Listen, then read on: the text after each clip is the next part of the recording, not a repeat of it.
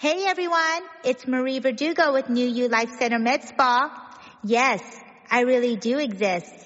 And I want to ask you one question. Are you ready for long summer days and hot summer nights?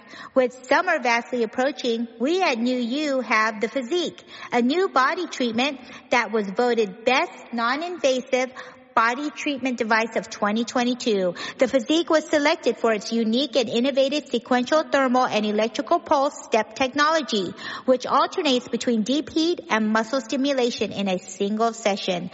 The Physique is a comfortable treatment, has the ability to target multiple areas at once, and we can customize treatment programs without any downtime. If you or anyone you know is looking to target those stubborn areas where exercise and diet have not been enough, come on over to New You and see what the hype is all about.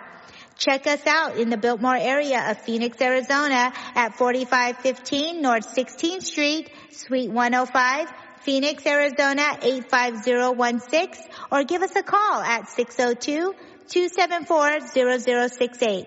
The results speak for itself. We're talking about hot bods this summer, everyone. So start your journey to a new you. And as always, enjoy this great podcast with my man, Evan Moody, and his best friend, Andrew Gruthius. It's Nothing Worthwhile with Moody and Groo.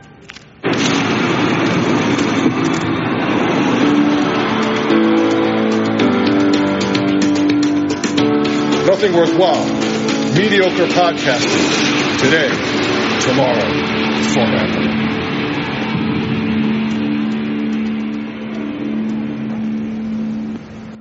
I've been offered a tryout with Hamilton Mustangs. I gotta play junior if I'm ever gonna play pro. All the scouts are gonna be there. Dean Youngblood scored 92 goals this year so far for the Stanton Flyers. Get him a uniform. The doctor is here. New uniforms for the playoffs? Wanna go, pretty boy? Come on. You gotta play it according to their rules. Maybe I made a mistake about you. What do you think?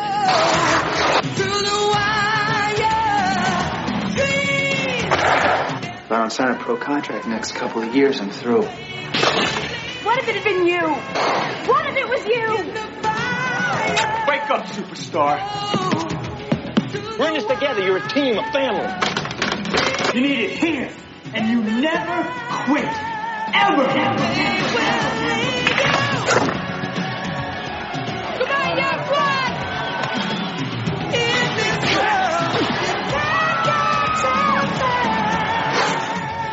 Rob Lowe, Cynthia Gibbs, Patrick Swayze, Youngblood.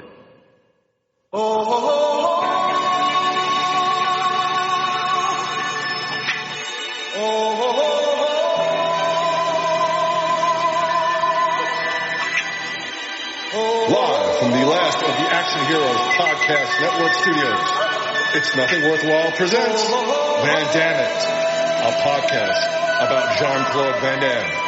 Here's Evan Moody and Andrew Gruthius.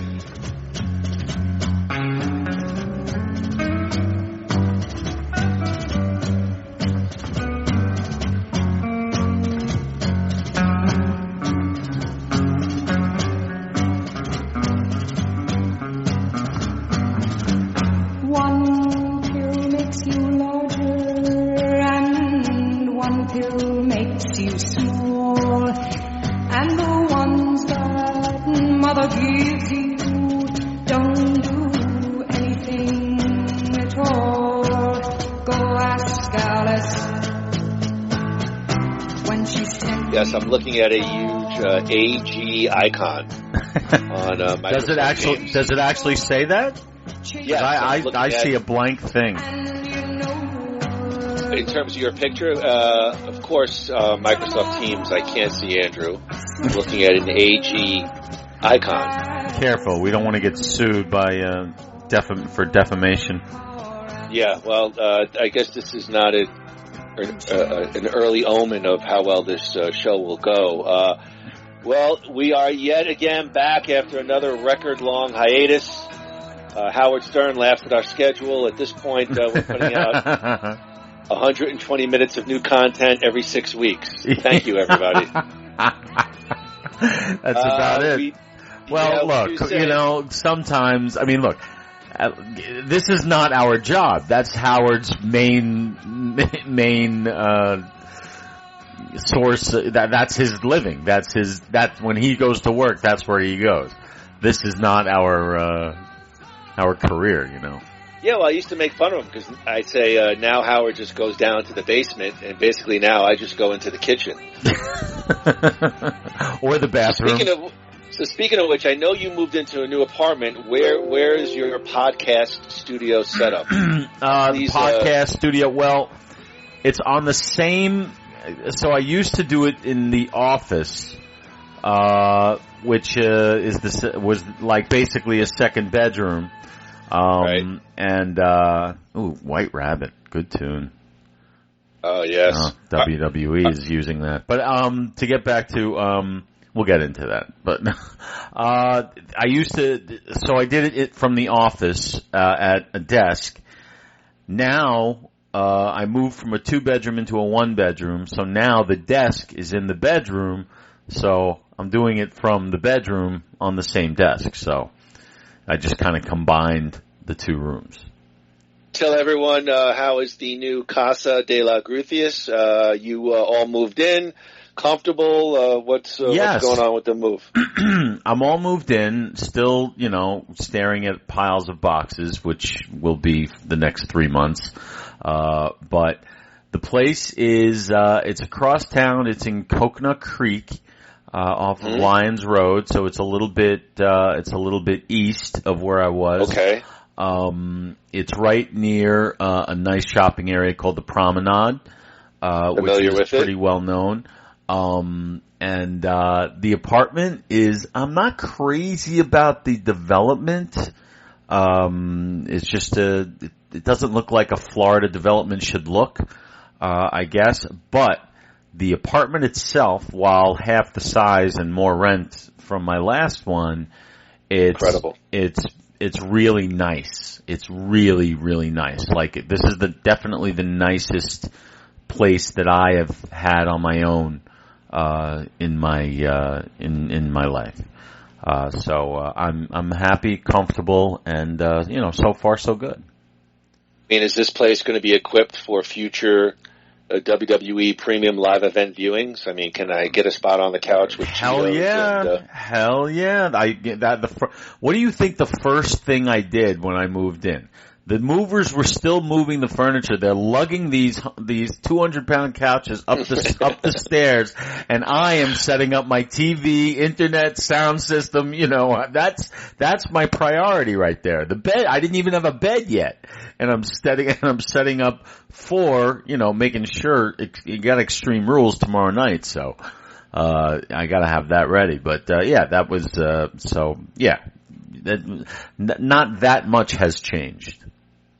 That's good, because I don't want either one of us to change. Now, Andrew did reference WWE White Rabbit, Jefferson Airplane, segueing into our podcast. By the way, we are Nothing Worthwhile Presents Van DAMMIT, a podcast about Jean-Claude Van Damme, and we will probably not mention Jean-Claude Van Damme at all during today's podcast. Andrew did reference White Rabbit. Now, the WWE, we know a couple of months ago, Vince McMahon is gone as CEO, resigned, and Triple H, Paul Levesque, has taken over as the WWE, I think he's now called Head of Content. I mean, these names are pretty ridiculous. Back in the day, it was called Head Booker or, Head of Creative, but nonetheless, Triple H has taken over. And Andrew, about, let's say, a month ago, during the television breaks, the live tapings of Raw and SmackDown, the WWE would play from time to time White Rabbit with a red background. No one really knew what was going on. That kind of got some interest through social media. Mm-hmm. And then probably maybe about 3 or 2 weeks ago, the WWE started putting QR codes in certain segments of Raw and SmackDown, and in which individuals could scan the QR codes with their device, which would take them to a little sort of weird video package within WWE.com. Of course, rumors abound saying that this will lead to a return of one Bray Wyatt. Rumors are Bray Wyatt will be back and perhaps making his reintroduction to the WWE Universe at Extreme Rules. Andrew, let me hear your thoughts on the whole WWE White Rabbit. If you like those kind of weird Easter eggy kind of things in your wrestling, your thoughts on Bray Wyatt returning, and your thoughts on if it's not Bray Wyatt, who could it possibly be? Andrew, floor is yours. Well, the answer to your question about, whether I like it or not, the real answer is, am I interested in it? And the answer is, of course. And what they've done with the QR codes is generating, it's all over the place. I mean, they had one on Triple H's, I don't want to spoil SmackDown for you. I watched the beginning, so. Okay. I won't spoil anything for you, but, so I'm interested in it. If it pays off, it will be good. If it doesn't pay off, it will suck. That's how it'll be judged. So obviously, Bray Wyatt has to be the payoff unless they have something bigger, which, I don't know what that would be. It may be connected to Brock Lesnar coming back, which you're shaking your head. What do you mean? I don't think it has anything to do with Brock Lesnar. No, I don't think so either. It's got to be Bray Wyatt. I can't fathom anybody it being anything else other than that, and anything else would probably be disappointing. Yeah, I mean, I agree with you 100%. I think the payoff has to be Bray Wyatt. I think they're trying to throw you off. There's been some alliterations to Aleister Black possibly returning. He's left AEW. There's been some alliterations to Karrion Kross, who's now on the SmackDown roster. I think those are all just little Easter eggs within a bigger Easter egg. Little inceptions. Yeah, right. Hasn't everybody left AEW at this point? Well, I mean, we could certainly get into that another time. They certainly seem like they're very vulnerable right now, and Triple H is aggressive and will pounce on it, which I like. Me too. I think Bray Wyatt grew. I mean, that was the one guy we both said we were still a little curious about why he was released. I mean, certainly. Oh my, is that Marie? Is she home already? I don't know. Hold on, Andrew. Let me look. Oh no, good. The dogs run right to the front. Run right to the front door. I'm telling on you. I'm telling you. I'm telling her she said that. Yes. I think. Is she coming this year? By the way. No, I'm going solo. Oh. All right, fine. We'll talk off air. Okay. Everything's fine though, but we got a lot of plans and a lot of stuff. Plus, we got Brew. Yeah, I understand. Okay. I'm not Donnie Trump, all right? I can't afford it. Anyway. Yes, I mean, I think it's got to be Bray Wyatt. He was the one guy I think you and I both said we were still a little curious about, about the release. And I can't disagree with you. If it's done well, it's going to be big. I agree to the QR codes, this kind of thing. It got a lot of mainstream press. A lot of websites that were not wrestling related, caught on to sort of this cool thing that the WWE is doing. I think, I don't know if it'll increase interest in wrestling, but I think it'll make current wrestling fans, current WWE fans more interested or more involved in the storyline. I don't want to get into a whole Extreme Rules thing. I think Extreme Rules as a whole, as an event, it's been a little underwhelming. I'll watch it because I'm a fan, but I can't really say I've been jazzed up a lot about the build up. But if you give me something like Bray Wyatt showing up at the end with some kind of cool pyro or something cool with it, it'll make it all worthwhile. Yeah, I agree. Although I really am looking forward to Rollins and Riddle. I think that's a tricky spot because it's going to be some kind of MMA kind of fight pit, and I just don't know if Rollins is like a true pro wrestler. Riddle's got the MMA background. But Rollins is to me the he's the next, like, he's an HBK type guy. Like, that's him. He can do it all. And he's, you know, he can, excuse me, he can be at the top of the card, or he can keep it hot at the middle. Like, he's great, and I love Riddle. I think Riddle's awesome. So I'm looking forward to, whatever it is. I'm just enjoying the WWE on a consistent basis. It's not, you know, it's not a appointment television as like, oh my God, I gotta watch SmackDown. You know, I watch it sporadically, but whenever I watch it, I enjoy what I see. Starting with tonight, I watched a little bit of the opening of SmackDown, and I was switching back and forth with the baseball game, but I loved what I saw. And so, you know, it's I'm enjoying being interested in it again, but I'm not living around it. Yeah. So it'll start here I think in an hour or 2 hours, so I will put it on.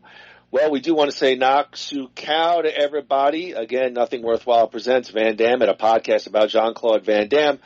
On today's show, Andrew and I will give you our thoughts on Sylvester Stallone and the Prime streamer Samaritan. Yeah, we're only 2 months late, but we'll give you our thoughts on the straight-to-streamer Amazon Prime Stallone and Samaritan. Groo and I will span the universe for the latest news on our favorite 80s action stars. And, of course, we'll take a fond look at 1986 Ice Hockey Pretty Boy Fight Fest Youngblood. Of course, Andrew, we like to start off the show by saying, no retreat! And no surrender. All right. Wait, isn't that how we end it? Yeah, we open, we close. We open, we close. So, speaking of that, Cynthia Gibbs was in this movie. This is a double Cynthia Gibbs. This is the second Cynthia Gibbs movie we've done. You know, I'll just say this, because we'll save Youngblood for the end. I had really romanticized in my head that sex scene with her and Rob Lowe. Like, that was like a favorite of mine growing up, for sure. You know what? Still looks damn good to me. So, all right. Well, we'll come back to that. We'll come back to it. So, all right, I gotta get focused here. I'm a little tired. Went out late last night on a school night. So, go okay, ahead. Thank you. Go ahead. This guy's like talking to. No, you went. You said. Well, I was waiting for you to tell me what you did. I went to see a sequel to a horror cult classic that I'm fascinated with called Terrifier 2. It was in the theaters for like 2 nights, and they had it playing in a big theater here in Phoenix. And I was like, you know what? This is probably something Groo would do. I'm not saying Groo likes that kind of music, but I know Groo would go to like a special 100% screening. I would do something like that. So I took Moni, who's our sometimes special guest host on the show, and her boyfriend Brandon, and we went to see Terrifier 2. And how was it? Lots of blood, lots of gore, violent. This movie tries to expand on the plot of the first one, but the ending was horrifically bad. And so, you know, I was kind of thinking, like, I always remember Sugar Ray Leonard say, like, you know, and when you box, you win the beginning of the round and you win the end of the round. And so the ending was so ridiculous that I kind of left with an overall bad taste in my mouth about the movie when I enjoyed most of the movie, but the ending was so silly that, you know, I was thinking the same thing with like Halloween. I know that the trailer has come out for Halloween Ends. And, you know, when you have these like slasher, I mean, are they real people? Are they supernatural forces? Like, make up your mind, pick one lane and go with it. Stop like, you know, he's a man, you know, but then, you know, next thing you know, he gets stabbed in the head. Well, he sits up and he can't be killed. Like, I don't like that with horror movies or slasher movies, and that's why I didn't like Halloween Kills, because I thought the ending, they played him like a real guy. He was in a mental hospital in the first one, and then like he just kills like a mob at the end. Like he just kills like, you know, 30 people when clearly even a superior human specimen would get killed. You know, the raw numbers are just too much. Yeah, if that makes sense. I am looking forward to Halloween Ends, though. It looks pretty cool. Of course, Jamie Lee Curtis looks like she does a great job. All right, Groo. Let's see here. Well, again, we're a little bit behind the curve here, but I do want to get your thoughts and our thoughts on the latest Sylvester Stallone project, Samaritan. Samaritan is a 2022 American superhero drama directed by Julius Avery, who is better known for the 2018 sort of wavy Cloverfield-inspired war film Overlord. Samaritan stars Sylvester Stallone, Jovan Wana Walton, Lou Asbeck, Dasha Polanco from Orange is the New Black fame, and Moises Arias.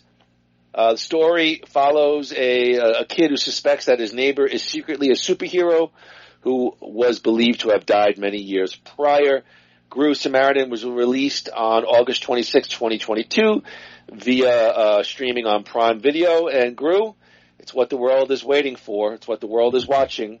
You're a big Stallone guy. I'm going to take a sip of my cherry-flavored seltzer water and let me hear your thoughts on Stallone and Samaritan.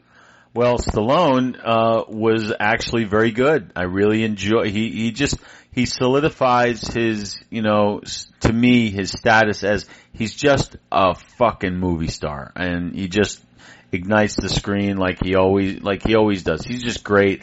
Love watching him as always. He deserved a better movie. He deserved a bigger budget. He deserved to be surrounded by a better supporting cast. The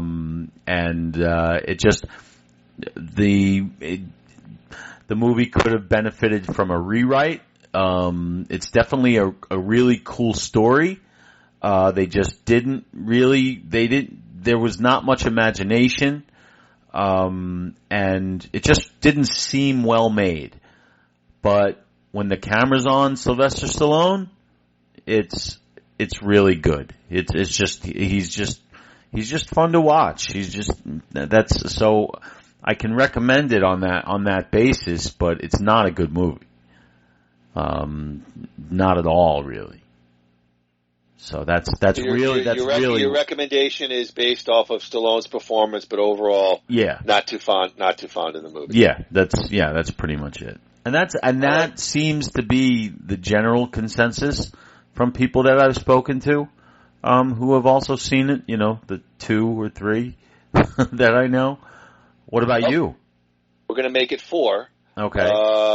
And of course, those 2 that gave you their opinion, it doesn't matter because I'm going to give you the definitive Evan movie. So I basically made the same conclusion, but I went around in a different way, and I'd like to get your thoughts on what I thought of the movie. Again, I just put, I'm not doing a full review. I always put what I like, what I disliked, and then an overall review.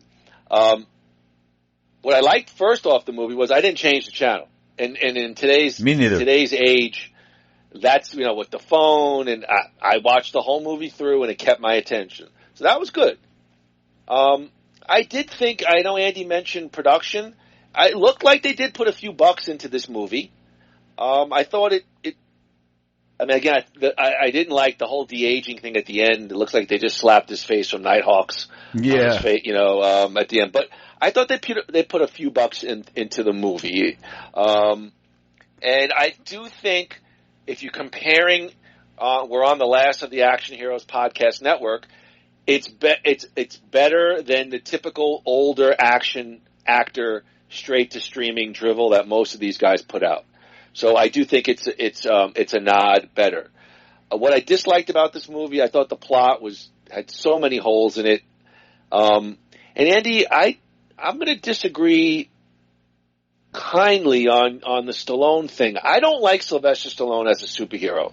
I don't think that kind of role fits his talents, so to speak, as an actor. He tried it in Judge Dredd, and that was I think pretty much a pretty miserable failure. Yeah. I don't think the material lended itself to Stallone's acting ability.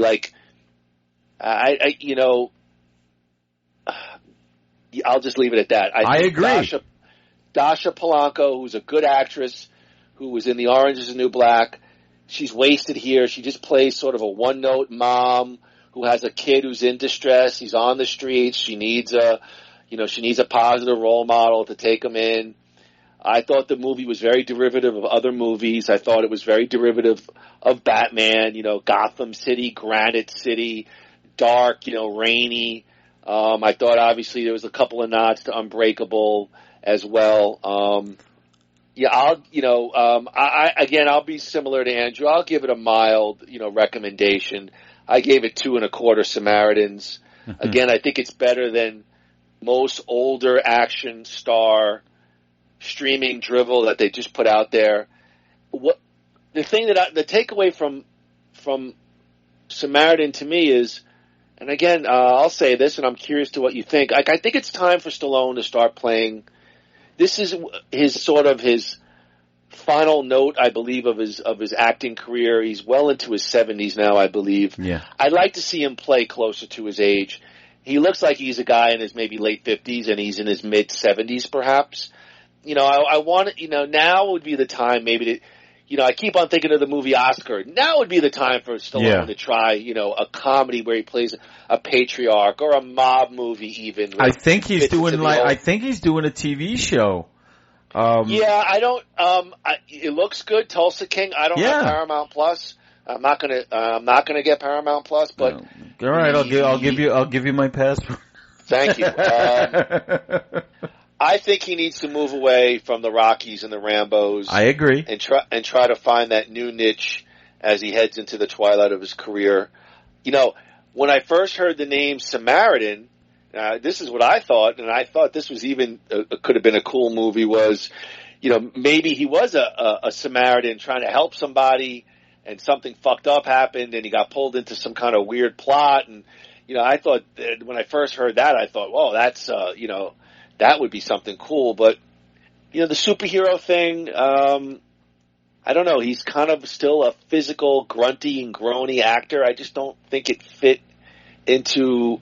I felt like I was watching Sylvester Stallone on the screen the entire time as a superhero. It's the same thing I think about when I watch the trailer for Black Adam with The Rock. I don't think of it as Dwayne Johnson playing Black. I just see The Rock on the screen with the bald head and the muscles. I felt this way about Samaritan. It did keep my attention. It did keep me interested, but I guess there was a lot of points that I could pick at that made me not love the movie or really like the movie. Yeah, well, we're pretty close on that, but I would love to see like Stallone and Schwarzenegger do like a comedy. Just something completely out of left field, something different. Why the hell not? They're both funny guys. Like they could do it. I would like to see, go the Alan Arkin route. Go, just be the old guy in the room or whatever, the Christopher Walken, those kind of roles. You don't have to be the headliner anymore. And he'll always have that credibility, so. That's what I love so much about Creed. I mean, I really felt like Stallone portrayed Rocky as a fragile kind of guy for the first time, and I thought it was such an amazing performance. It was worthy of at least a nod for a major award, and obviously he didn't get it, but I like to see him take some more chances like that. Yeah, so. Me too. Imagine that, taking a chance by playing Rocky. Well, yeah. All right, Groo, that's Samaritan. Groo, before we drop our gloves and hockey fight, let's check out the latest news on our favorite 80s era action. I can't even see Andrew right now, so I'm just going to go, we'll just wing it. It's time for Van Dammit, Spanning the Universe. Van Dammit, Spanning the Universe.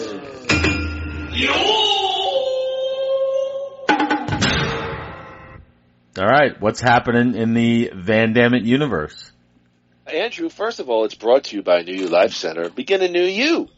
Check out all of their medical weight loss programs at www.newyoulifecenters.com or give them a call at 602-274-0068. tell them that Evan Moody and Andrew Groo sent you and receive a big 15% off your first service. New You Life Center. We are in this journey together.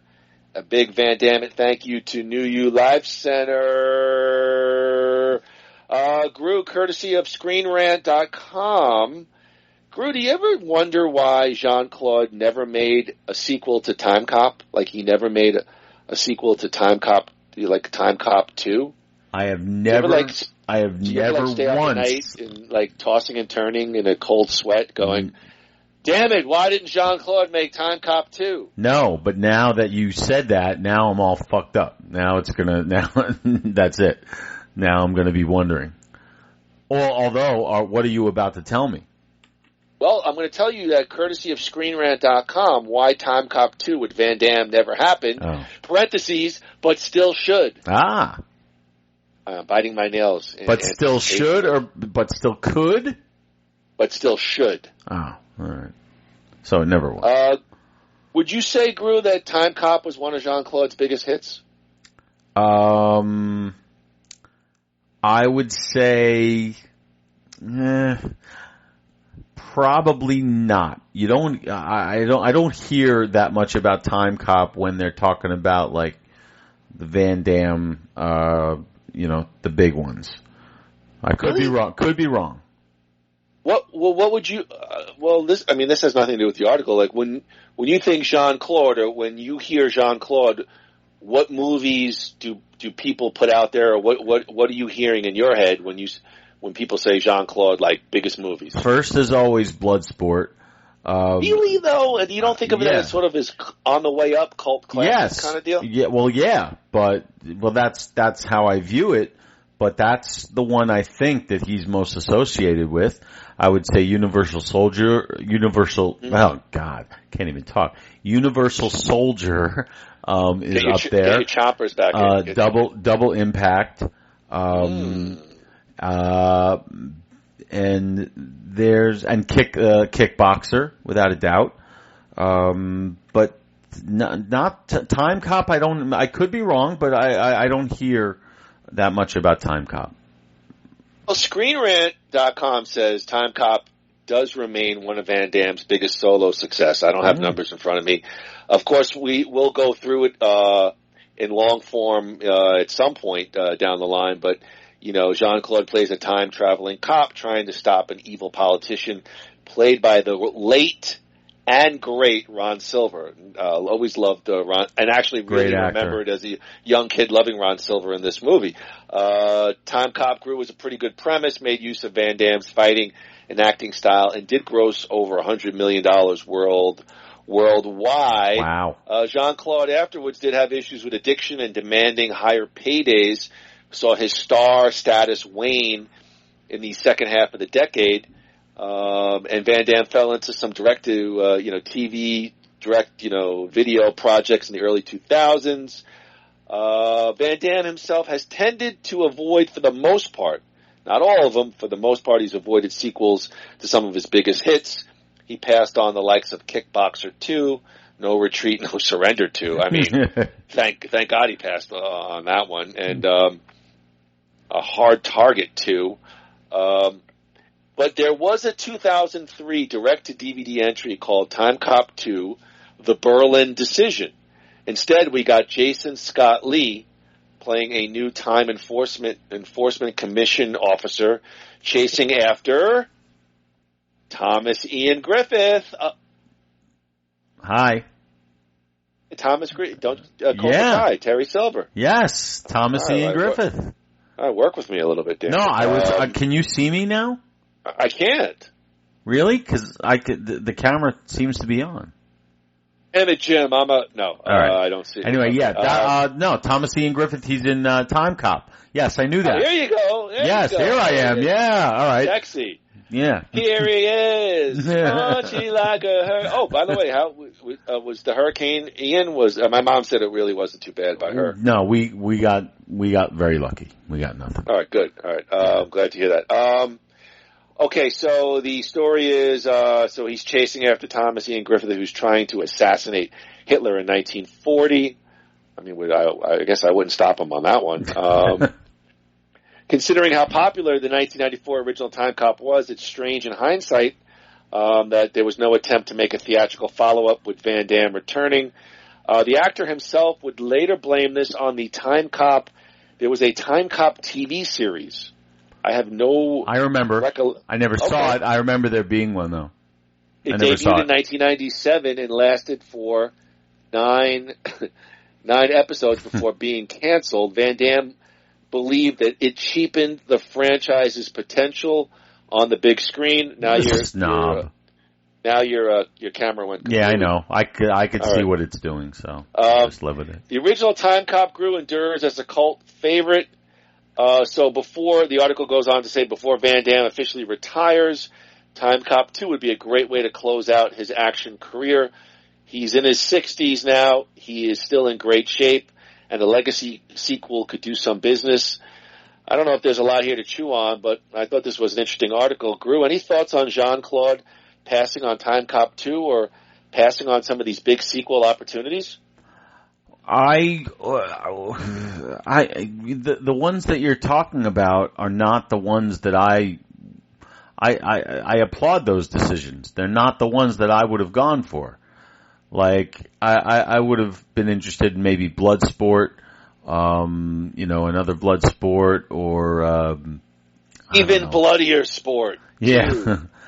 Or, his movies are very basic as far as the plot goes. It's not, it's like, guy gets caught, fish out of water somewhere, and then, he's got to dig his way out. There's not much. I sort of applaud him not going for the cash grabs, I gotta say. You don't think Time Cop, the way they had it with time travel, is kind of... I didn't see it. Okay, well then we'll talk about... I don't know, I think Time Cop, with the storyline with time travel, is kind of built for sequels, or, you could do endless sort of deals with it. Well, you tell me. You saw it. Is it good? Time Cop, I'll say this. It's probably the most enduring Van Damme film in Evan Moody's head. Really? When I went to see it in Rockville Center and whatever year it was, that was I remember that being sort of Jean-Claude's coming out party as a major star. I mean, I really considered him at that point on the, similar level to Stallone and Schwarzenegger, and I remember being very excited to see Time Cop, and I remember highly enjoying the movie, Ron Silver, this sort of thing. Yeah. I just think the whole storyline with time travel could have been... you can do endless sequels with time travel, but you're telling me that it's pretty much your favorite Van Damme movie. I haven't seen it in a long time, but I remember highly enjoying it. Well, then, you know what? I'll look for it now because I'd like to see it. Always interested in a good Evan Moody recommendation. Did you see the Time Cop television series? No, but I remember. I remember its existence. But I wasn't interested in it because I hadn't seen the movie. So but I remember the existence of it. Do you agree with Van Damme that this kind of thing cheapens the sort of the conceptual content, the plot, so to speak, of the movies, or where these movies can go when it's like, the television series and this and then that? Yeah, but that I feel like that was before the days where people just started saying, you know what, we own the property. We can, if we say it never happened, we can say it never happened. So they call that retconning now. Right, right. They weren't really doing that much then. They were kind of stuck in their whatever, everything was canon, as they say. I think maybe like Dallas kind of broke the mold, or maybe they were the mold because, when they did that whole dream thing, because, the guy came back to the show. But they weren't really doing that. They weren't retconning that. So yes, I do agree that the TV series and all that stuff, a failed TV series, definitely cheapened the franchise and made a sequel less desirable. Absolutely. I don't know about you, but if I was back, 20 years ago, and I was in a Blockbuster and I saw Time Cop 2, the Berlin decision.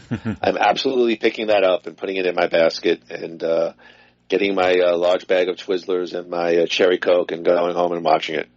Well, look, if you love Time Cop 1, so obviously. No, but I always love. You don't love like off-center sequels, like maybe even bad sequels, like honestly, my God, no. Honestly, no. Really? Yeah, because like it ruins it for me a little bit. It does cheapen. I see what he's talking about, like especially when they do like a made-for-TV one. I remember the first one of these that I saw was a sequel to Midnight Run. Remember Midnight Run with Robert De Niro? Of course, and I'm aware of the TV. So they did these TV movies, and I was so excited because I was such a huge fan of Midnight Run's still one of my like top 5 favorite movies of all time.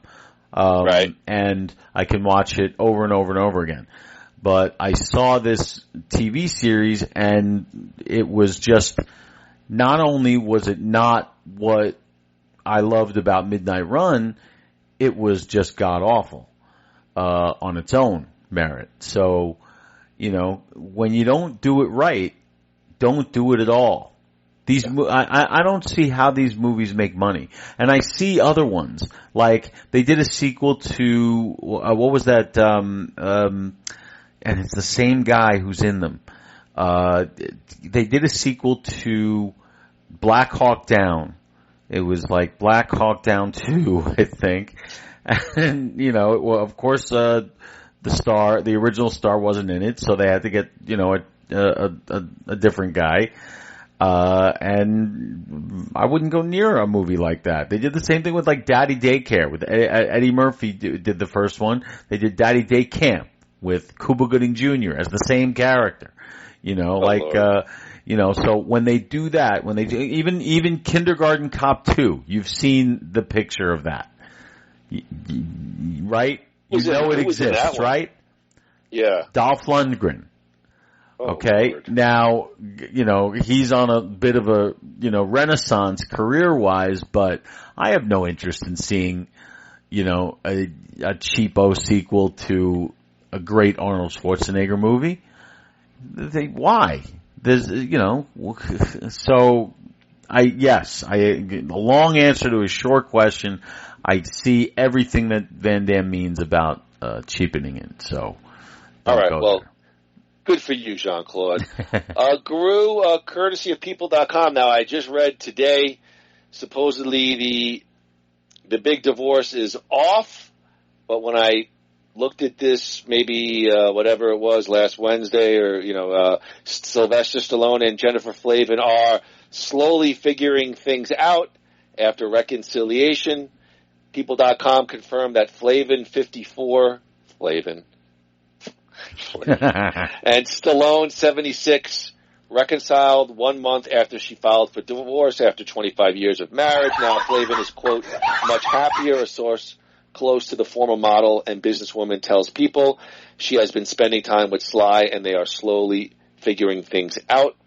The source says that the divorce filing was a wake-up call for Sylvester Stallone, who shares 3 daughters with Flavin, Scarlett 20, Sistine 24, and Sophia 26.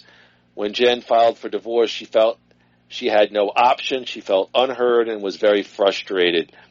Flavin filed for a petition for dissolution of marriage and other relief from Stallone on August 19. She alleged, this is pretty wild, that he engaged in the intentional dissipation, depletion, and or waste of marital assets. Definition, he spends money like a wild man, which has had an adverse economic impact on the marital estate, which he denied. The reconciliation news came days after a Palm Beach County, Florida court filings said both Flavin and Stallone agreed it is in the best interest of each of them individually and, more importantly, collectively as a family to resolve all issues attendant to the dissolution of their marriage in a dignified, amicable, and private manner out of court. Stallone, for his part, issued a statement, "I love my family. We are amicably and privately addressing these personal issues." Groo, Stallone versus Flavin, round 12. Who do you got? you always bet on Sly. But you know what? Fuck her. He can spend the money the way he wants to spend it. He worked his ass off. He earned every single fucking cent he's got. He could, if he wants to piss it all away, as long as his children are taken care of, he could do whatever the hell he wants. I don't give a shit. Let her, you know, what's her problem? You know? I'm so angry. Well, she's filing for divorce because he spends too much of his money. They live in a palace. What? Come on. There's got to be more. Do you think maybe like art imitates life, where Flavin goes, "You signed away the power of attorney"? Well, it wouldn't have been him. It would have been Frank Stallone. It would have been Uncle Frank who signed all the money away. Your brother. You can't win. Well, I guess I'm happy for. I'm afraid. I mean, just yeah.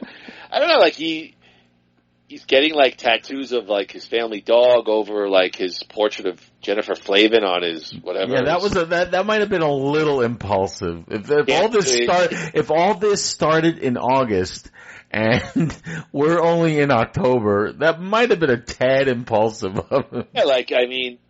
Like on his back, his chemically enhanced back, whatever, like, you know, testosterone and steroids. I mean, the guy's like 76 and he's still like a shit brick house. Well, I give him credit. I'm sure he still puts the time in the gym. So, all right, well, it'll look good. I'm glad Sly and Jennifer Flavin are figuring things out. I guess the divorce is.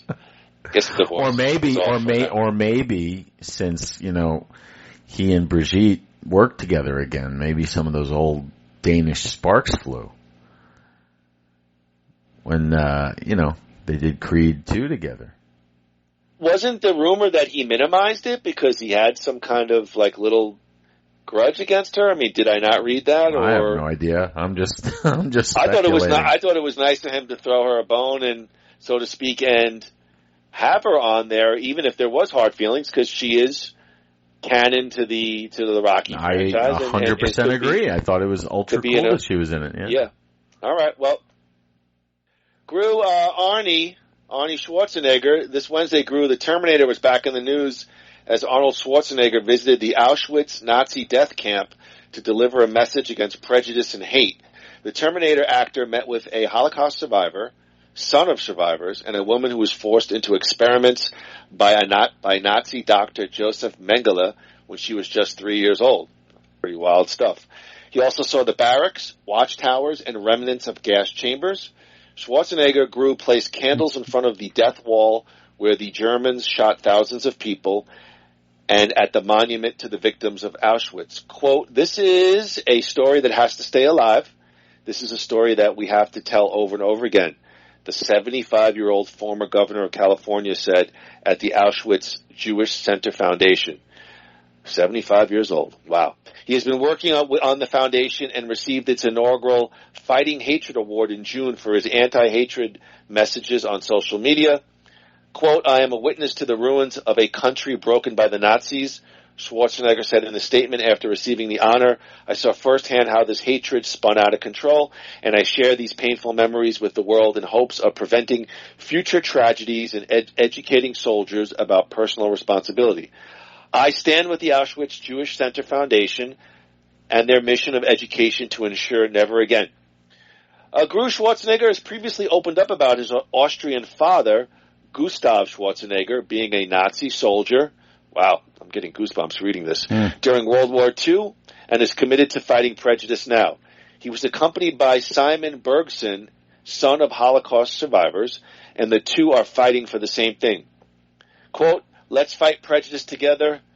Oh, Lord. "And let's just terminate it once and for all." Oh, come on, Arnie. I'm so impressed that you're going knee-deep on such a heavy issue, and then you give us the hackneyed, "Let's terminate hatred for the rest of its existence." Which is why I love the guy. This is the actor's first trip to Auschwitz, but he said it wouldn't be his last. Of course, Groo, he said, "I'll be back." No, he didn't. Andrew, he did not. Yes, I have it in quotes. Oh my I'll God. Be back. Andrew, I love him. He's the best. Andrew, the Terminator fighting against hatred. There's another guy like Stallone. He can do whatever the hell he wants. He is what he's accomplished, even more than Stallone in that he was the governor of, one of the biggest states isn't California the biggest state? I think it is. People or land size? I think land size, it's Texas. No, people. Population. Probably, I don't know, man. I think. Either way, it's in the top 3. And, so he can do whatever he wants. And yes, I think it's, he's a former governor. He's a major politician in the United States. So it's completely appropriate for him to, do these sort of ambassadorial kind of things. But is it wrong of me to wish to rather he be doing Terminator 5 instead of visiting Auschwitz? I mean, as a fellow Jew, I'm happy he's. I agree. Somebody's standing up for us. Yeah, I agree. I just love how he puts in, terminate and I'll be back into the most, serious genocide of all time. And only he could get away with it. That's you gotta love the guy. I mean, I'm surprised he didn't take his hand out to Simon Berkson and said, "Come with me if you want to live." That would have been great. Come on, guys. That would have been great. Nazi humor. Come on. I agree. Good for Arnie. Yes. And it's always nice when a big name stands up for hatred. And as a Jew, of course, feel good about with the whole. He seems something I really like, especially in the last several years of all the turmoil. Regardless of what side you're on, Arnold Schwarzenegger would put out videos that just were very positive, and he still has a powerful voice. I think my favorite positive video is from Pumping Iron when he goes, when I get the pump, it's like coming. So when I get pumped, I like I'm coming all the time, and I'm like, I never feel that way when I lift weights. I just can't wait to finish and get the fuck out of there. Was that the scene he was smoking the joint in? Was that? I think so. Yeah, I think so. Yeah. Oh my God!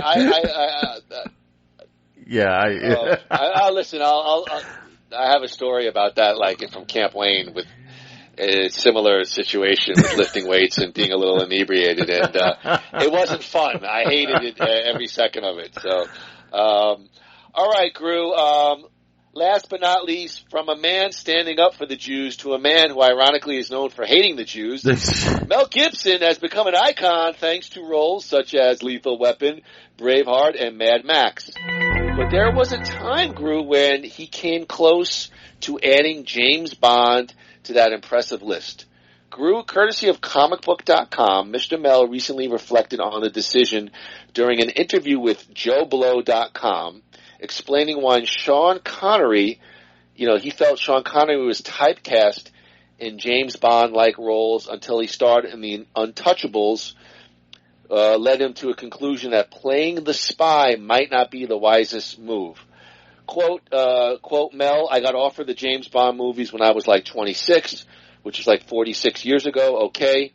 Gibson recalled, quote, and they said, hey, we want you to be the next James Bond. And I thought about it, and I did think about it, and I sort of turned it down for that reason, the actor continued, because I thought, look what has happened to poor Sean. He got stuck there for 3 decades. Groo, Daniel Craig is the last actor to play James Bond. There's still no word on who his replacement might be. The hunt for the new James Bond is said to be ongoing. But the franchise producers don't appear to be in any rush as they look for someone who is willing to make a big commitment to the role for a big chunk of their career. Groo, any thoughts on Mel Gibson perhaps as 007 James Bond? Well, Mel Gibson, for what it's worth, for all of his shenanigans, he's a supremely talented guy. and he definitely would have made that work, especially at that age. Glad he didn't, because I think if he did, I don't think he would have been typecast, because he was probably a bit too talented for that. But I don't think we would have gotten a lot of the classics, that he has done, if he, got pigeonholed into, 10 or 12 years of doing nothing but James Bond. I think I think he would have been a terrific one. But, glad he didn't. But he's right about Connery, because Connery did have like a lull, and I know he swore off James Bond and then he went back to it.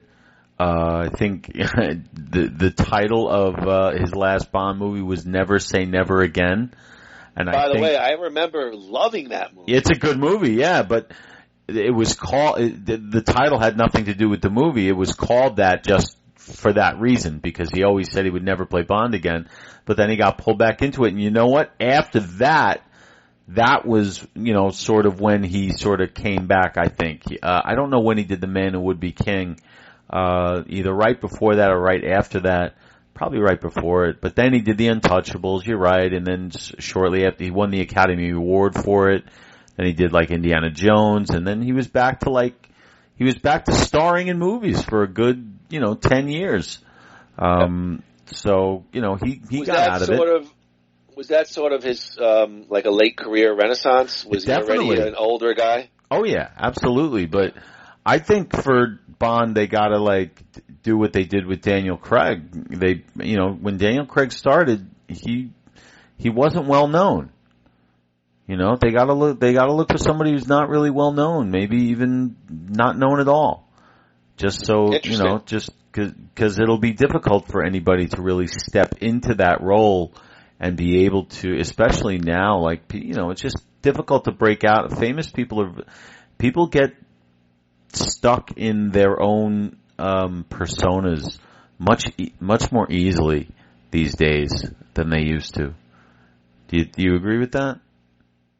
What do you mean by that, though? I mean, when we're watching The Rock, we're not watching his character. We're watching The Rock. When we're watching, even today with Robert De Niro in most of his movies, we're watching Robert De Niro. Unless he really, goes for it, we're not seeing the character. I don't know if that insults him or anything, but. Well, I did make a reference to The Rock and Black Adam. I wouldn't say that for all of The Rock's roles, but I for that one, I don't know. He's so pumped up. I'm looking at that trailer, and it just and so I agree with you to a point. I mean, there are, when I saw The Rock, and I think it was Fast Five when he made that first appearance as the FBI. I loved it. He felt, that he didn't feel like Dwayne Johnson sort of on the screen there. So, but I do agree with you at some point. Sometimes I'm watching movies and I'm just, it's the actor reading the lines and I'm not really transfixed into the sort of the plot and the role. Yeah. Yes. Yeah. So, I feel like I can't really think of anybody, even if they put someone like Andrew Garfield, who's a very good British actor, right? he would still be Andrew Garfield, I can't see him disappearing into that, as good as he might be, he's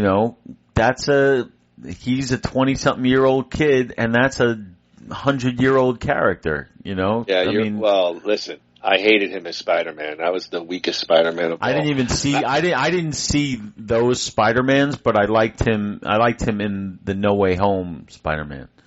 Right. I used to think that way of Michael Cera, but then I saw the movie This Is the End, where he was like a coke sniffing. That was hysterical. He was great in that. Sex banging. Oh my God. That was funny. I didn't love that movie, but I know what you're talking about, Michael Cera, with that. I didn't love it either, but I liked it. Friday night, we're sitting at home, nothing to do. I'm like, hey, let's go to Netflix and find a movie, not like TV show, it's Friday night. Let's find a movie. So I see This Is the End. I mean, I know it has all the, it's got the whole sort of crew, James Franco and the whole those guys, and I'm like, oh, let's watch this. And then, of course, like halfway through, Maria's like, "This movie is disgusting. It's so lowbrow," and I'm like, "Yeah." I'm like, I didn't know it was going to be like a devil with a penis, and it's not a good movie, but those couple scenes with Michael Cera where he's like, what did he like shove a big thing of Coke in somebody's face, like he was just a complete fuck up. That made me laugh hard. I remember. Yeah, Danny McBride. Yes. Like at the end, the cannibal with Channing Tatum as his bitch. Fun movie. Groo, let's get to it. Our final closeout for the 80s cheese. Groo, Youngblood is a 1986 American sports drama film, co-produced and co-written by Peter Markle.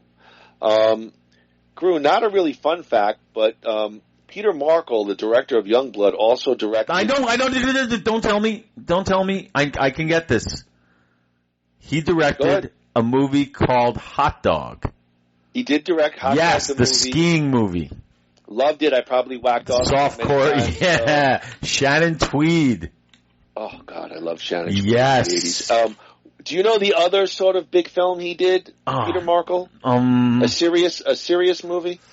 It was like... I have one more that he did. I feel like it was like a courtroom movie. And then I won't... All right, no, I don't. I'll know it when you say it. He did the 9/11 themed film, Flight 93, 2006. No, I did not know that. Yeah. I saw that. That is the better movie of the two about that flight. That's the TV movie. I've never watched it because I don't think I want to, but if you're telling me it's good, maybe I'll give it a shot. Those are tough to watch because, those are tough to watch, I will say, but I remember watching Flight 93. Wait, he directed... He did Flight 93. Yes, United 93 was the one that came out in the theater. Flight 93 was like on A&E, and that one to me was much better, and it was so harrowing. Like, so I have to hand it to him. It is not Hot Dog 2. Right. So, I'll say that. Well, Groo, Youngblood stars Rob Lowe, Cynthia Gibbs, and Patrick Swayze. The film also includes Keanu Reeves in his first feature film role. Groo, today's Van Dammit podcast, Youngblood / Samaritan / a million other things, White Rabbit, is brought to you by New Life Center. Like a sandwich, we want to spread the love. Follow New Life Center on Instagram to take advantage of their specials and monthly giveaways. I think we'll have an Andrew Gruthius visit down there whenever pre-WrestleMania. That's right. Andrew, we're going to start your journey. Check out all their programs at www.newulifecenters.com, whether that is medical weight loss, hormone balancing, medical aesthetics, cosmetic injectables, and laser treatments. You could end up looking like a young, hairless Rob Lowe back in 1986. Thin, lithe, hairless, muscular, muscle body. Oh, God, I'm touching myself. Anyway, give them a call at 602-2740-0068. Tell them we sent you and receive a big 15% off your first. New You Life Center at Big Van Dammit. Thank you. Yeah, right there, right next to LA Fitness. Let's see here. Groo, just some fun facts. It looks like Keanu Reeves was the only one that actually had hockey experience upon being cast. Keanu was MVP, I guess, of his local hockey team and was nicknamed The Wall for his goaltending capabilities at De La Salle College in Toronto. Patrick Swayze had been trained as a figure skater. Not surprising. Figure skater. But never played hockey. Why is that not surprising? I'm going to tell you a lot about Patrick Swayze after this movie. Oh no! Oh no! Don't ruin. No! Don't ruin my childhood. No, but you don't think later on he came across a little fey on the screen, sort of like what they say about the guy who played even Wolverine, like in all those non-Wolverine roles. What's his name? The actor Hugh Jackman. Yeah, like you don't think he's playing like the greatest entertainer, like musicals, and I don't know. Hugh Jackman maybe, but Patrick Swayze, if anything, he's kind of that way in this. I think he became tougher later on. Yeah. Well, I'll tell you. No, I'm going to tell you my thoughts on Patrick at the end. Okay. They did have to teach Rob Lowe to ice skate before the filming began. I have it. It was rated R. Youngblood was rated R. Oh yeah. Runtime is 1 hour 33 minutes. Groo, let's take a look at the cast of Youngblood. Of course, we have Rob Lowe as Dean Youngblood, Patrick Swayze as Derek Sutton, Jim Youngs as Kelly Youngblood, George J. Finn as Racky, Cynthia Gibbs as Jesse Chadwick, Ed Lauder, really surprised me here, Murray Chadwick, Eric Nestorenko as Blaine Youngblood, and Fiona Flanagan as Miss McGill. Ooh, Miss McGill. Groo, any thoughts? Well, I love to ask your thoughts on this. Sometimes these casts are very surprising. What do you think of the cast of Youngblood? Interesting cast. Eric Nestorenko, I think, was a professional hockey player. I believe he is. Yes. Yeah. Yeah. But I'd never heard of whoever was playing Miss McGill, but she was good. That's a great job. Yeah. Patrick Swayze and Rob Lowe, the reason that I was interested in this movie when I was a kid was because of them two, because they were the brothers from The Outsiders. And this was only like a year or two later. Did you see Youngblood around 86? Yes. I didn't see it in the theater, but I remember seeing it on TV. I remember being interested in seeing it on TV, and again, and again, and again. Okay, so. Well, I just kept kind of rewinding it to a specific part, but the cast, Ed Lauder is, I don't know what was he a well-known, like, character actor at that time?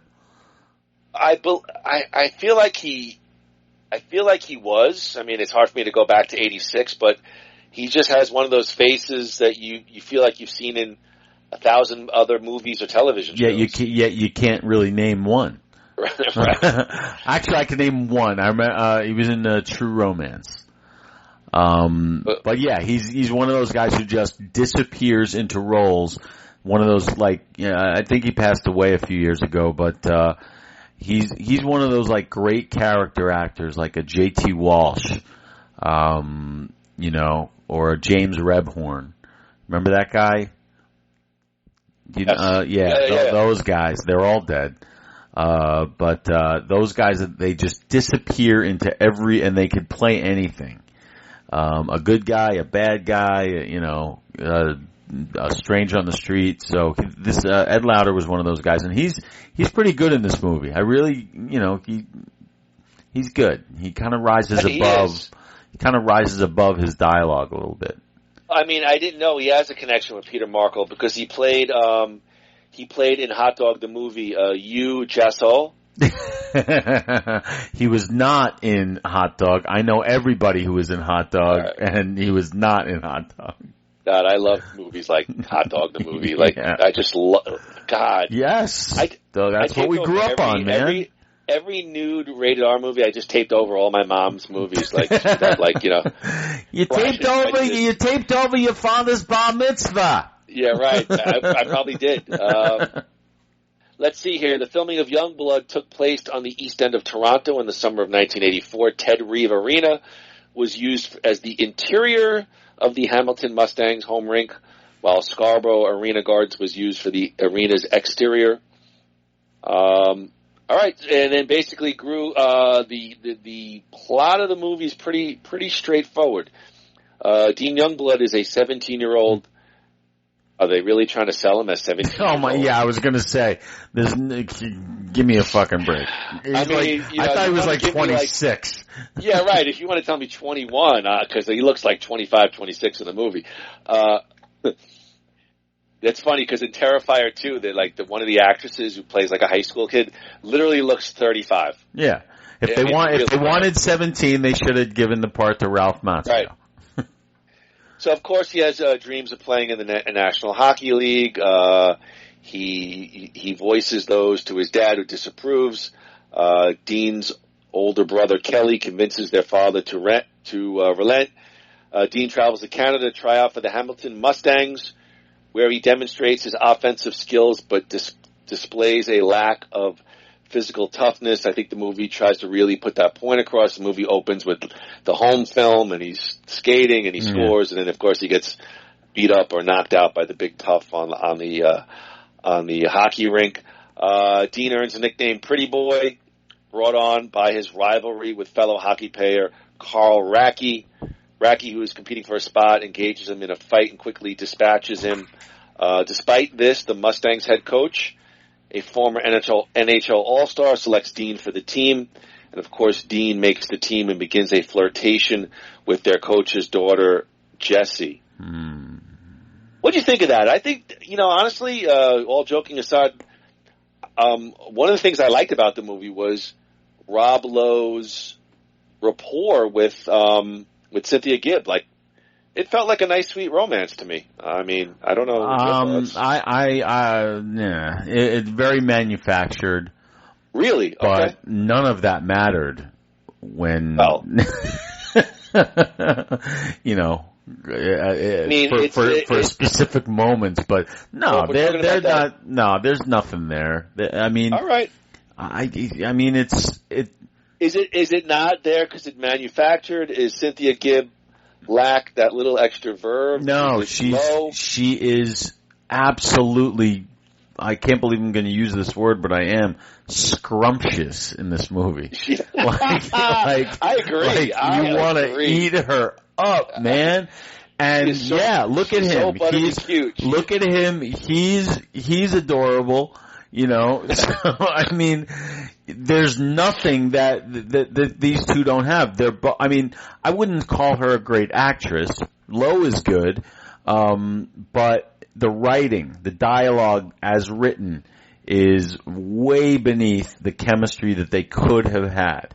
But they were too stuck behind these lines that literally you could predict what they were going to say way before they said it. That's what it seemed like. Like every time, they would be bantering, back and forth. I'd be like, all right, this is where she's going to say this and that, he's going to say that. And I'm like, why wouldn't somebody just do something different? Be a little spontaneous, but it was by the numbers writing.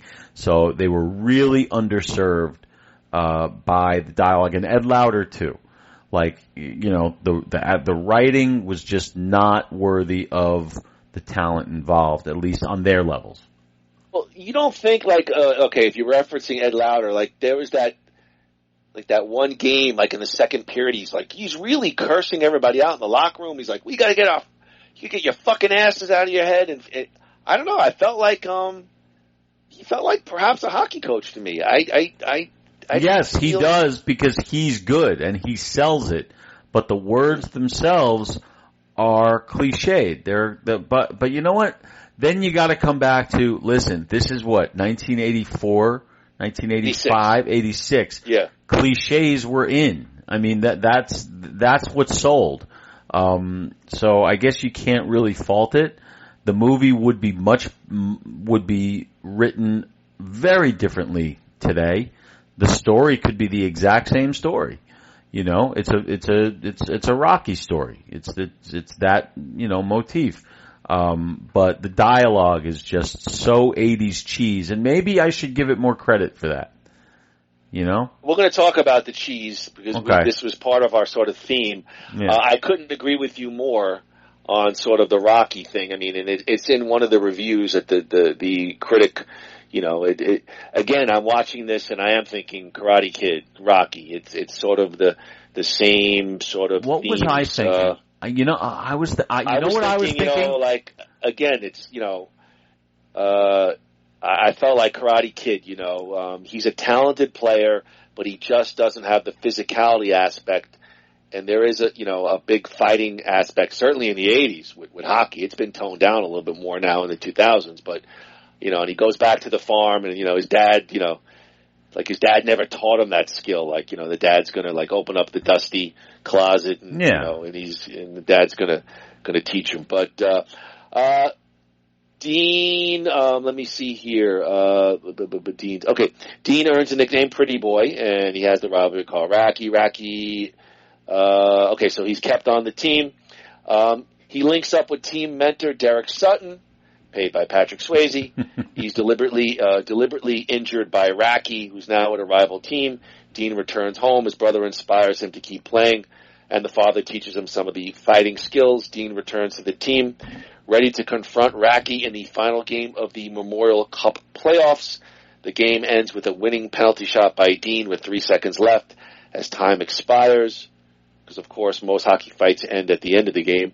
He confronts and defeats, not while we're competing, defeats Carl Racky in a fight, and he's carried off the ice on the shoulders by his teammates. No, that ending there with the fight after the game, that was the trailer for Bloodsport 2. Well, they used Time Cop, the time traveling element to... Well, listen, I've gotten a little bit of a taste for what you think about the movie, but hold off for a few minutes and you'll give us your full review. Let me ask you this before we get to the statistics of did you enjoy watching Youngblood? Was there some nostalgia involved? It's in 1986. I was 16. You were 12, 13 at the time. I mean, did it bring back, was it a nice experience to watch this movie again, forgetting about the quality, so to speak? Absolutely. Okay. That's, there's always going to be a fondness for movies like this that don't know any better. Does that make sense to you? Yeah. Do you know what I mean by saying that? Well, yeah, because I'm thinking the flip side now. Movies back then they were not aware, and today they're way too aware. Everybody's afraid to take a chance, piss somebody off, say something controversial, or put something on screen controversial. So I definitely agree. Groo, you're good with the numbers. You're a Hollywood guy. Want to take a gander? What was the production budget for 1986 Youngblood? How much money did they drop on this film? Let's see. No. You got to take it into consideration. So I think the movie's supposed to take place by the border. Like, he's like over the bridge. I think it's New York. I think it's like upstate New York or Buffalo area. And then he goes into Toronto, right? Right. But it wasn't filmed there. But it was filmed in Canada anyway. It's an American movie filmed in Canada, which means it's low budget. Okay, yeah. Which means it's low budget. But you're right. It's supposed to be in New York. Yeah. He's from rural, probably like upstate New York. Okay, so mid-'80s, low budget was low budget. These days, low budget is like 25, 30 million. Right. I'm going to say 9 or 10 million budget. I've always said my boy knows his numbers. I have 8 million for the budget of Youngblood. Damn. Andrew, they must have gotten paid nothing. Well, I mean,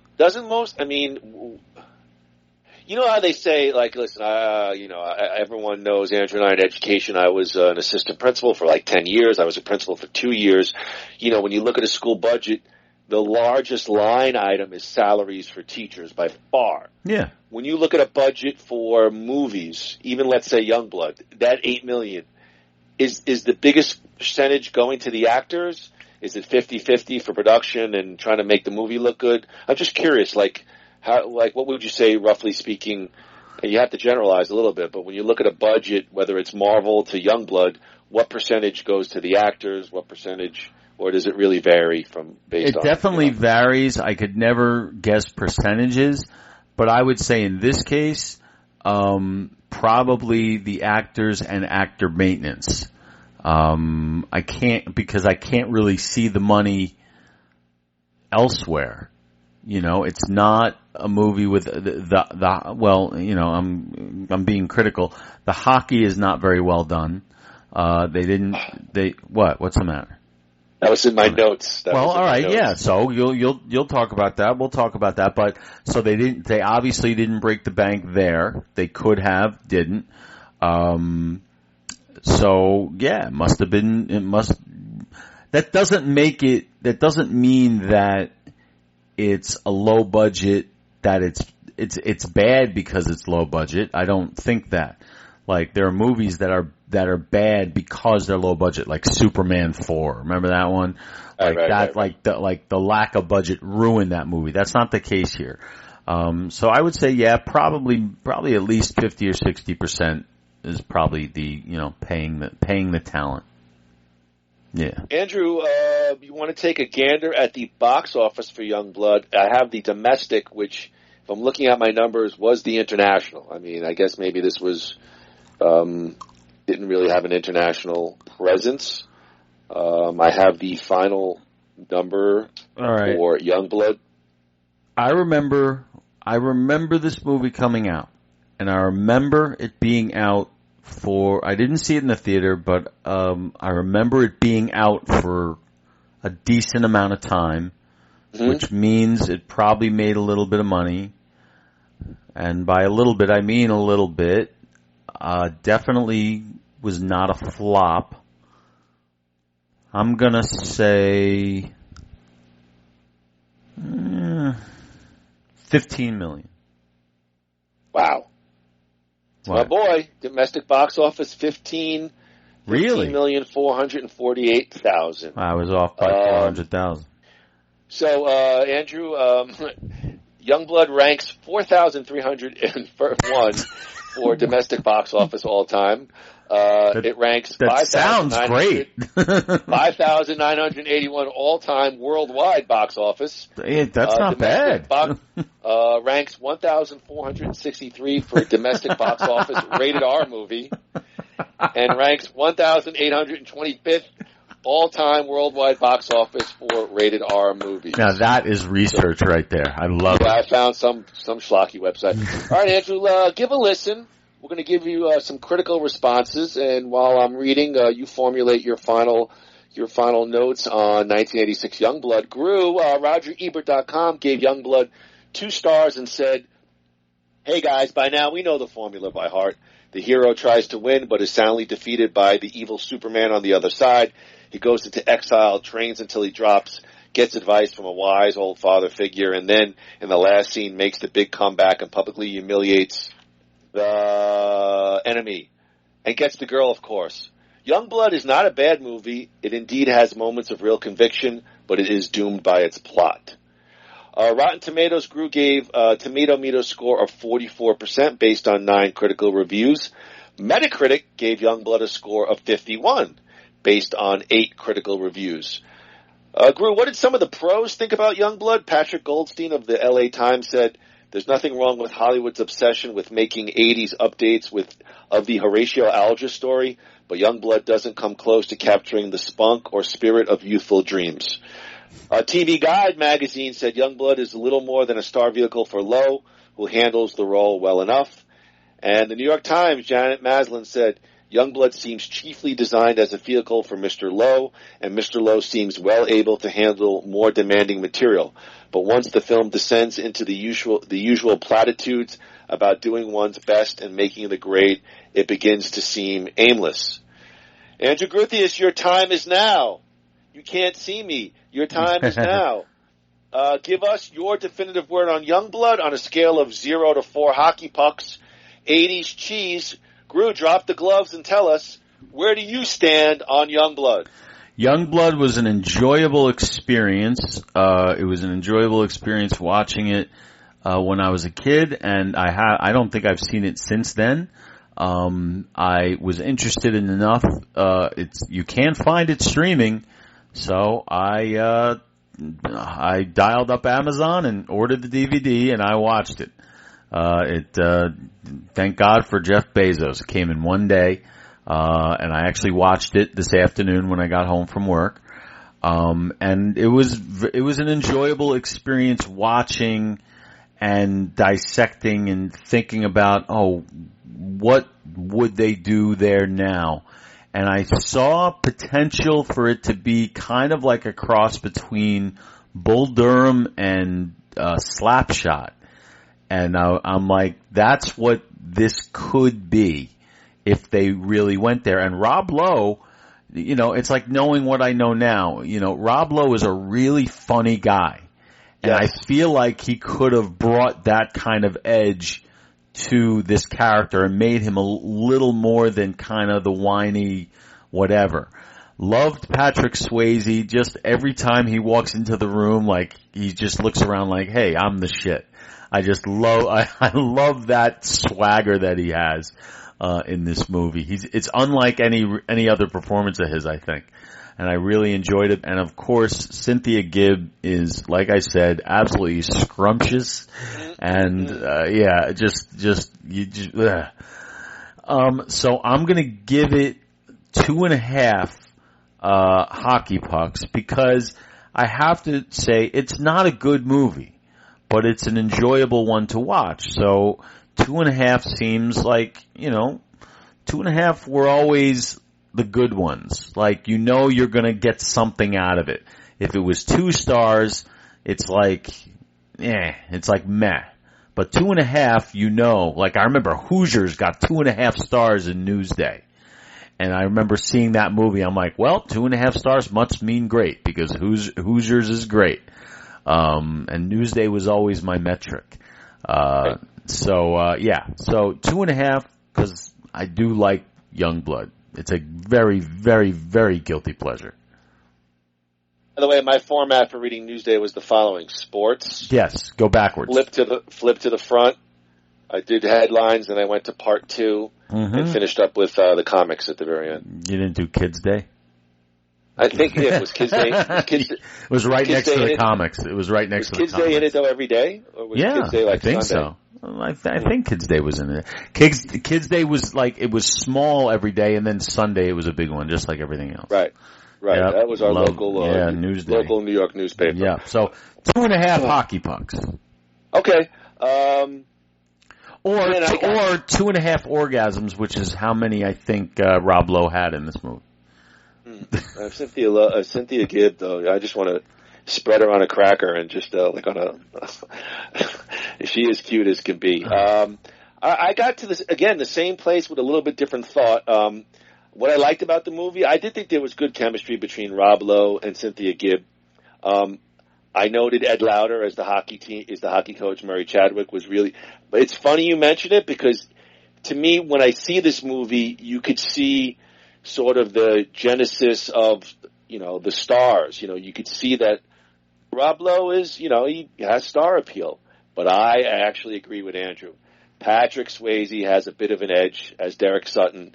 I made up my mind on the scene where Swayze goes on this semi-long discourse about hockey. They're going to chew you up and spit you out. Yeah. And you're not going to get paid and blah, blah, blah. And Rob Lowe looks at him and says, but do you still love to play? And he's like, fucking A. Yeah. I mean, like, I was like that.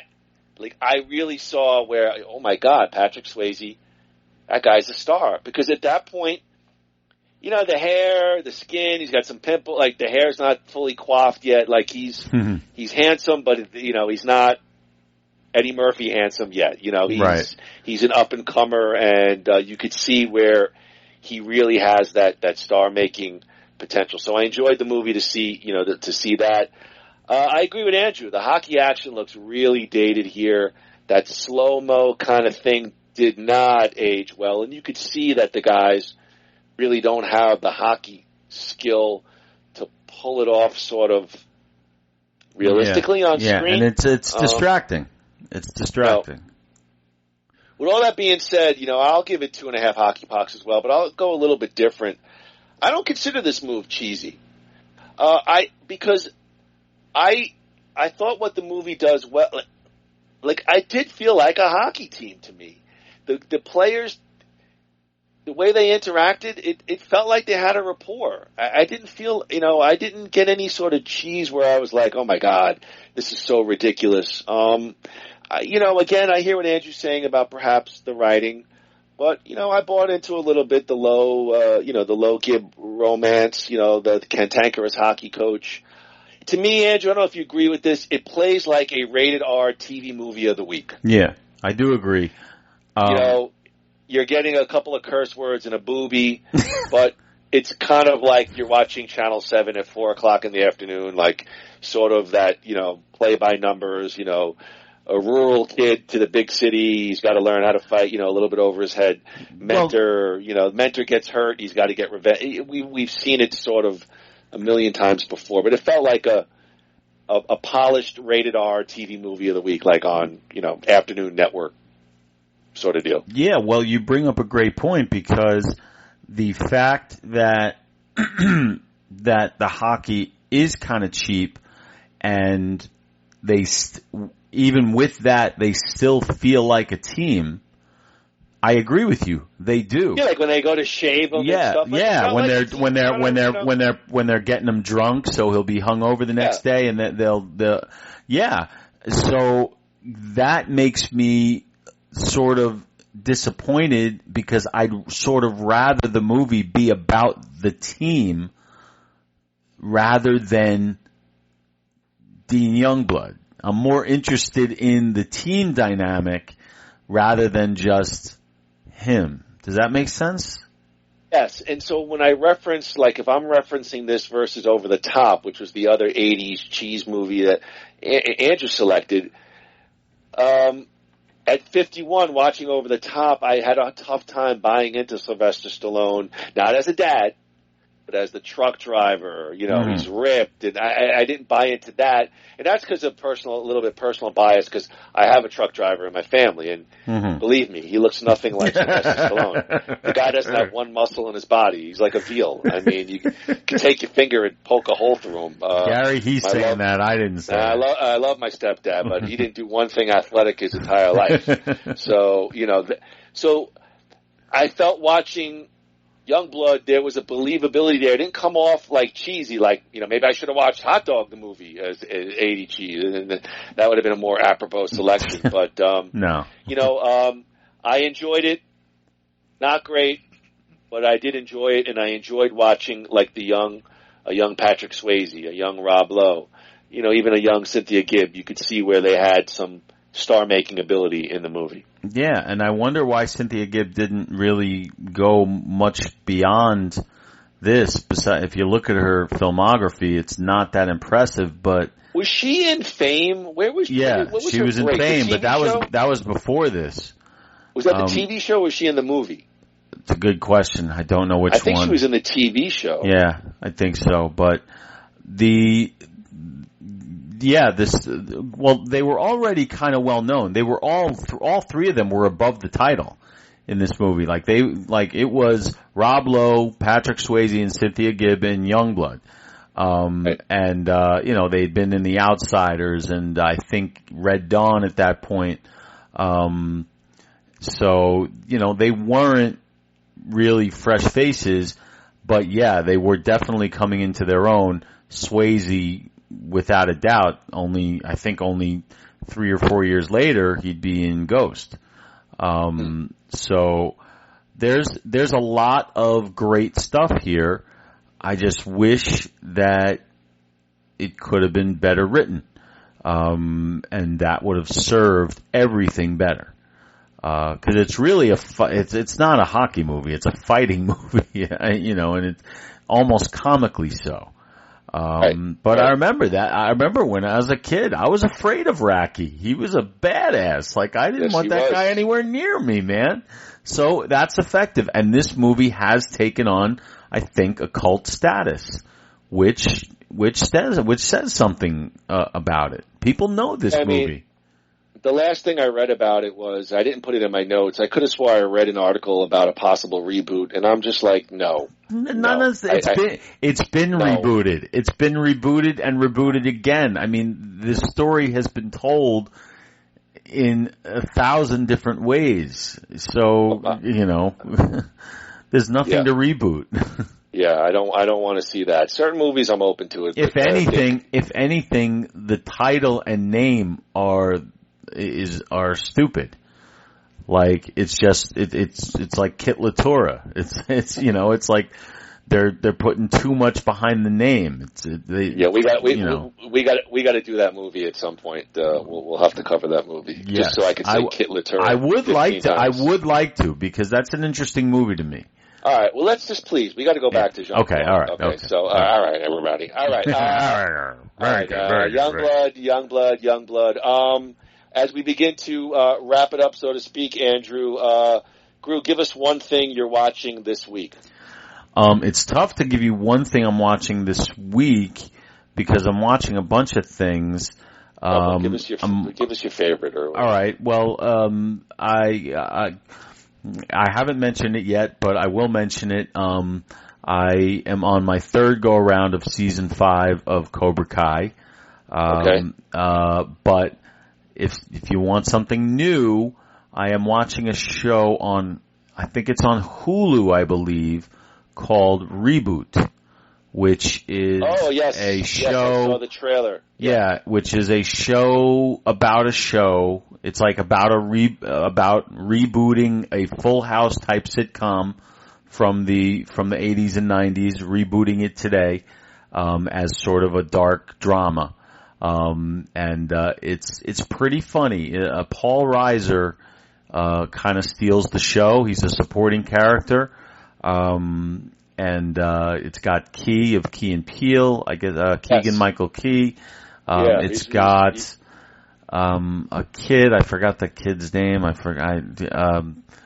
But basically, Johnny Knoxville is in it. He plays one of the characters on the sitcom, and it's an enjoy. I'm enjoying it so far. It's kind of like a lesser funny 30 Rock, but it's got some potential, and I'm enjoying it. I did love 30 Rock, so that's a good recommendation. Yeah. All right. Yeah, I think you'd enjoy it.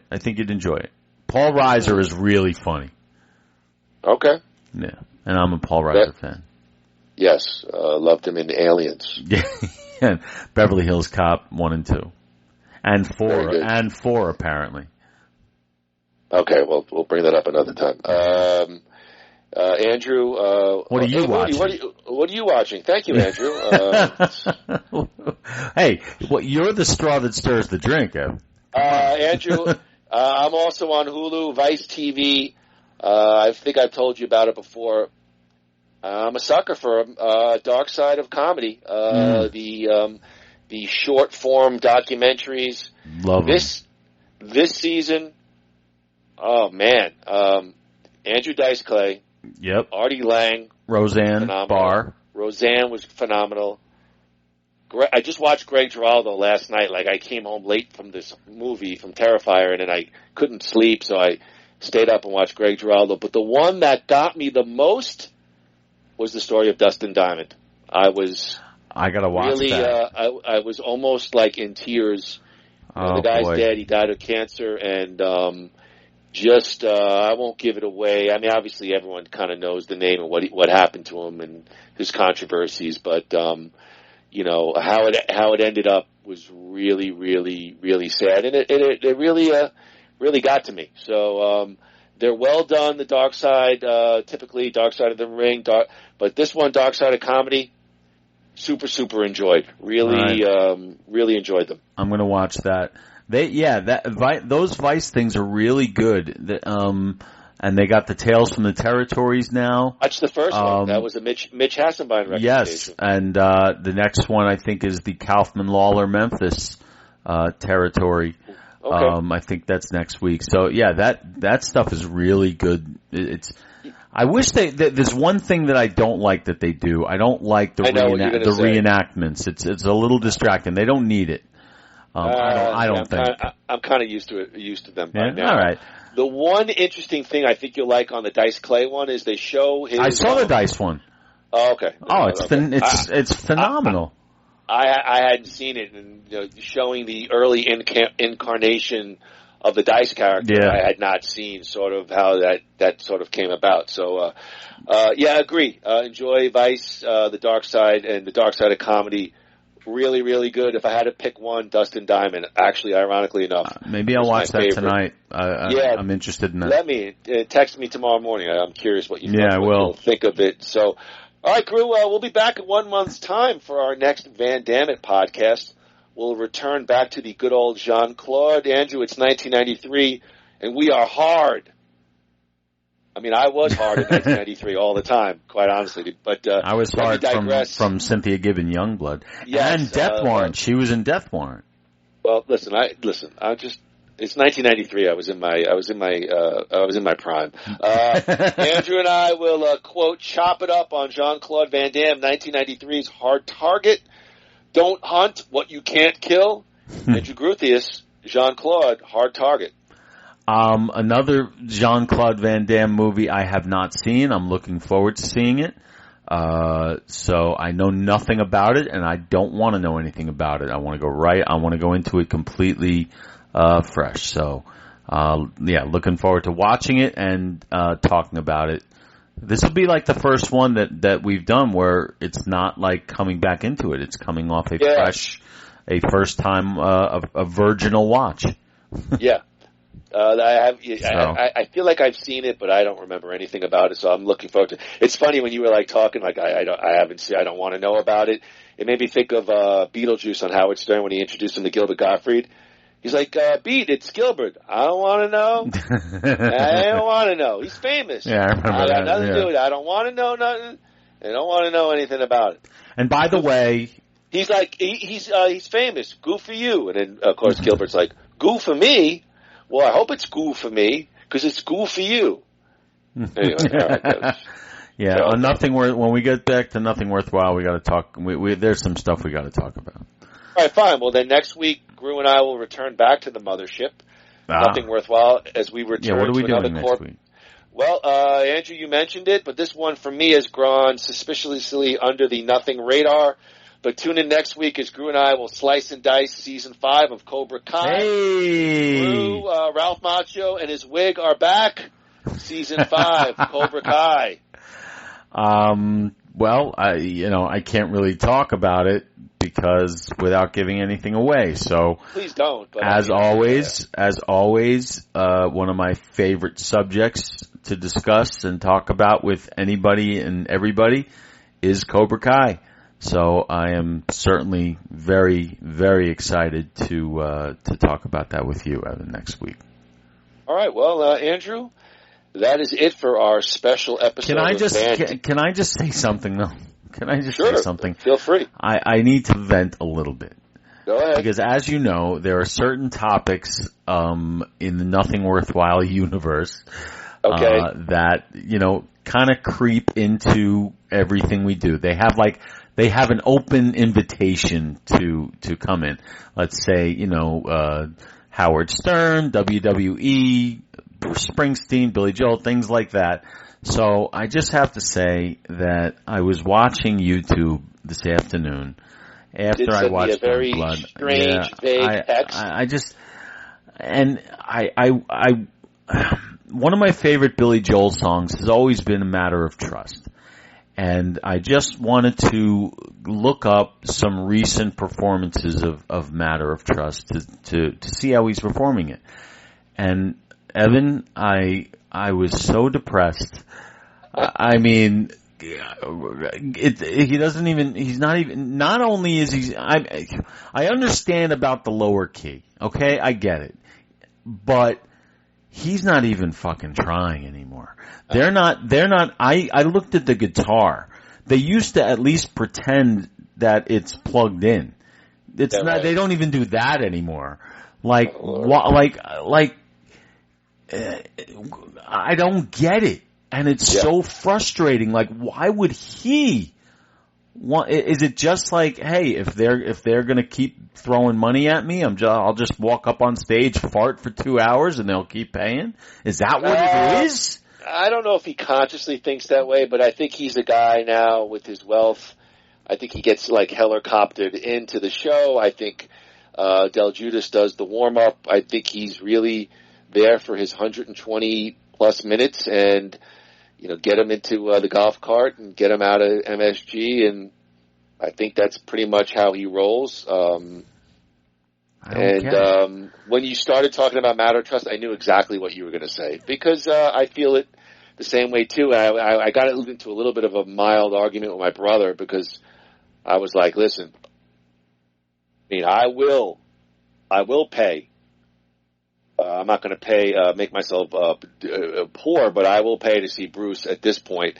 I will not for Billy. And then my brother was like, oh, I would pay for Billy. And I'm like, stop it. Shit. I mean, and Bruce is coming out with a new album for Christ's sake. You know, I like even Billy more. And I'm like, Andrew, what do you want to get the same show for 120 minutes? I mean, you know, Groo, I think whatever it was, what was it, the 2008 with the 12 Gardens. I mean, that was like the last real creative zenith. Yeah, but that's of, not. Billy. But my problem is that I feel like he can do it. He's choosing not to. It's one thing. It's one thing when you got Phil Collins up there, who's literally doing the best he can with what he's got. You know, he can't even stand up anymore. Yet he's gonna power through. And you said, I didn't see it, but you saw it, and you said it was really, really good. Because he looks like he looks like he's in pain, which means he's fucking trying. Billy Joel looks like he's asleep. The weathered vocals didn't bother me, and I was just happy to see him on stage one more time. So yes, I guess there was like some stakes there because you kind of know that he's not got too much time left on stage. So, I mean, I hear what you're saying with Billy. He's still got the faculties to be a rock star, and he's choosing to be easy listening. Right. And like, anyway. You know, again, to go back to that 12 Gardens, he opened up his songbook. So I was reading recently, I think, it was Nylon Curtain, let's say 35th anniversary. Why not just do the entire Nylon Curtain from beginning to end? You know what? I wouldn't want him to because he's not even going to try. He doesn't even try. Well, he doesn't even sing He doesn't even sing the songs that we like well. Well, I was, why not? All right. Well, I mean, you're killing my point, which would be, if he gave an effort, I would kill to see Billy do front to end Nylon Curtain and do like a 10-song greatest hits to close out the show. I'd be happy with that. Me too, but I still, maybe it's something being there live that doesn't translate to watching it on TV, but it's like I would not want to pay to see that. Like, I was so unhappy watching that. They brought back, the Billy Joel radio on Sirius. I mean, I haven't even listened. I do. I listen to it because I still love Billy Joel. I understand, but it's the same anecdotes. It's the same bits. I don't listen to that stuff. I listen to them. I listen to the songs. All right. Well, okay. You're better than me. Thank you. I've always maintained that. Well, my Sirius membership is up. I'm calling them and telling them Well, we'll talk. Well, wait a second. They'll make me. Hopefully, they'll cut me a deal because at $330 for a year, I'm not doing it. If they gave me a deal like $115, like they did last year, so I'll do that. Because I still enjoy some of the channels and things. Well, we'll talk about Howard's return next time. All right, fine. I'll chop it up on good old Howie. So yeah. So well, all right. Andrew, so you want me to take us home? Yeah. I mean, sure. All right. Remember, we close out with no retreat, no surrender. That's right. Yes. Okay. Yes. But so, ladies and gentlemen, it's been the honor and privilege of myself and Mr. Evan Moody to take you by the hands or by the stick and drag you through this walk down or this ice skating ride down memory lane to the land of Youngblood. Next week, we return to Nothing Worthwhile, where we discuss Cobra Kai as the song Kung Fu Fighting plays. Doesn't quite make sense, but Next week is season 5 of Cobra Kai. And we've got some more Nothing Worthwhile coming up, and then a month from now we got Van Damme at Hard Target. But until then, ladies and gentlemen, from us to you, 1, 2, 3, no retreat. No retreat. And no, well, we fucked it up. Get Moody, yeah. See you next time, everybody. All right, take care, everybody. Noxucal. Quack, quack. Quack.